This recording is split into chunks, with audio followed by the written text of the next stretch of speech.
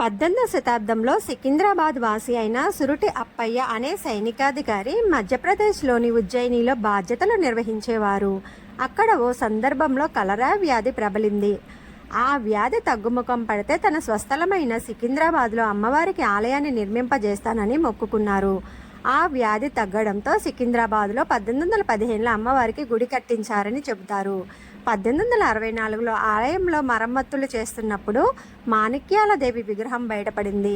ఆ విగ్రహంతో పాటు అప్పటి వరకు కొయ్య రూపంలో ఉన్న ఉజ్జయిని మహంకాళి స్థానంలో ఓ రాతి విగ్రహాన్ని ఆలయంలో ప్రతిష్ఠించారు.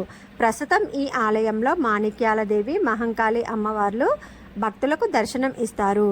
కోరిన కోరికలు తీర్చే కొంగు బంగారంలా ఈ అమ్మవారిని భక్తులు ప్రగాఢంగా విశ్వసిస్తారు. ఎన్నో దశాబ్దాలుగా భక్తులు అమ్మవారికి బోనాలు సమర్పిస్తున్నారు. బోనాల సంబరం ఉజ్జయిని మహంకాళి జాతరతో పతాక స్థాయికి చేరుకుంటుంది. శ్రీ